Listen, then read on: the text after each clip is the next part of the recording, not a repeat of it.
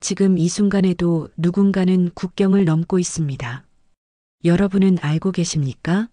밤하늘 아래 펼쳐지는 이 치밀한 게임의 실체를, 한 명의 미립국자가 세운 완벽한 계획이 어떻게 정부의 모든 감시망을 뚫고 성공할 수 있었는지 말입니다. 오늘 여러분께 들려드릴 이야기는 단순한 탈출극이 아닙니다. 이것은 생존을 위한 인간의 절박함과 시스템의 허점이 만나 벌어진 충격적인 현실입니다. 2024년 11월 동남아시아의 한 작은 마을에서 시작된 이 이야기의 주인공을 김철수라고 부르겠습니다. 물론 가명입니다. 그의 진짜 신원을 밝힐 수는 없으니까요.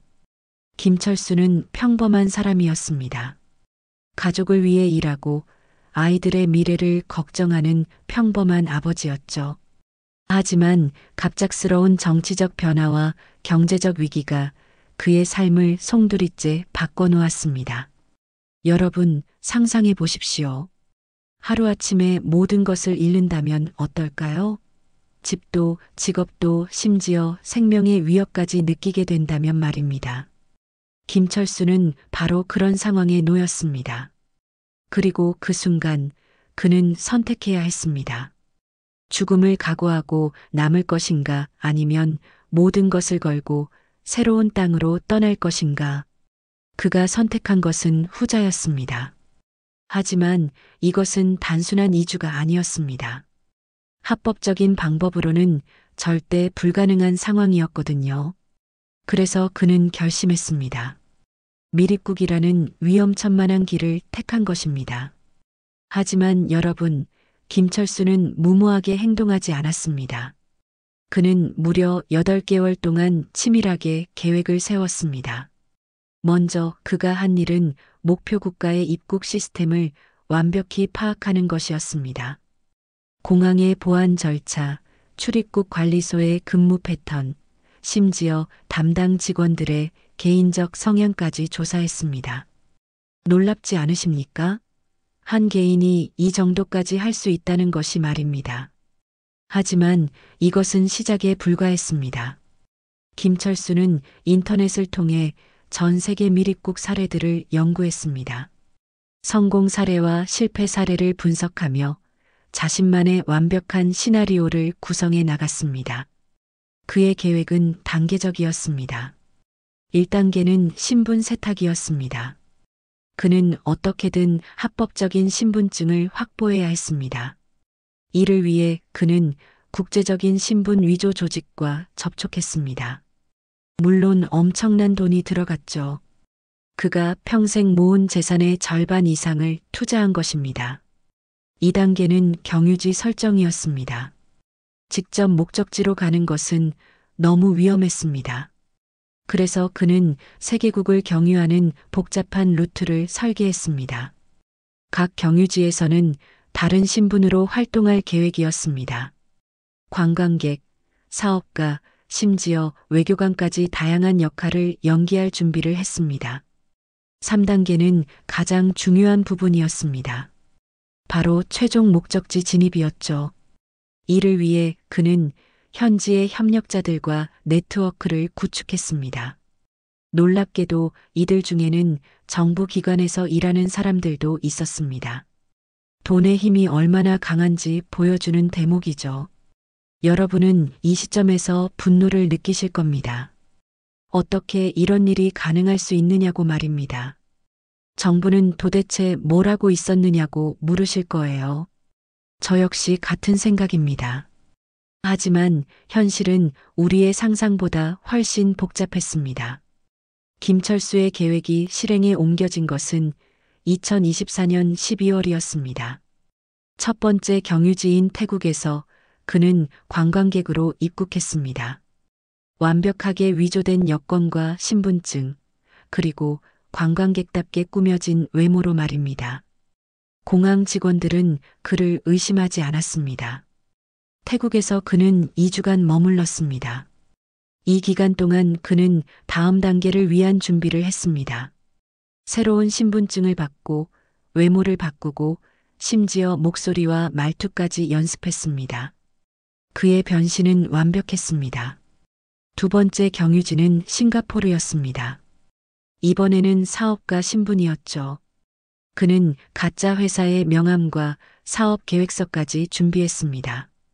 출입국 관리소에서 그의 입국 목적을 물어봤을 때 그는 당당하게 사업 미팅 때문이라고 답했습니다. 그의 연기는 완벽했습니다. 하지만 정말 놀라운 것은 세 번째 경유지인 홍콩에서 일어났습니다. 그는 이곳에서 외교관 신분으로 활동했습니다. 물론 완전히 가짜였지만 그의 위조 기술은 정말 정교했습니다. 외교관 여권, 외교부 공문, 심지어 호텔 예약까지 모든 것이 완벽했습니다. 여러분, 이 지점에서 우리는 심각한 질문을 던져야 합니다. 과연 정부는 이런 상황을 전혀 모르고 있었을까요? 아니면 알고도 묵인했을까요? 진실은 더욱 충격적이었습니다. 사실 정부는 알고 있었습니다. 김철수의 움직임은 첫 번째 경유지에서부터 추적되고 있었습니다. 국제정보 공유 시스템을 통해 각국의 정보기관들은 그의 동선을 파악하고 있었던 것이죠. 그렇다면 왜 그를 체포하지 않았을까요?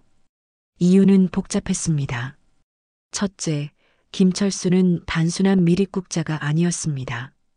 그는 국제적인 미립국 조직의 새로운 루트를 개척하는 테스트 케이스였던 것입니다. 정부는 그를 통해 더 큰 조직을 추적하려 했습니다. 둘째, 외교적 문제였습니다. 김철수가 사용한 가짜 외교관 신분은 실제 외교 관계에 영향을 줄 수 있었습니다. 섣불리 체포했다가는 국제적 분쟁을 일으킬 수도 있었던 것이죠. 셋째, 그리고 가장 충격적인 이유는 내부의 협력자들이었습니다. 정부 내부에도 이 조직과 연결된 사람들이 있었던 것입니다. 그들은 김철수의 계획을 은밀히 지원하고 있었습니다. 마침내 김철수는 최종 목적지에 도착했습니다. 2025년 1월, 그는 새로운 나라의 공항에 발을 디뎠습니다. 8개월간의 치밀한 계획과 3개월간의 위험한 여정 끝에 말입니다. 그 순간 그의 마음은 어땠을까요? 안도감과 두려움이 동시에 밀려왔을 것입니다.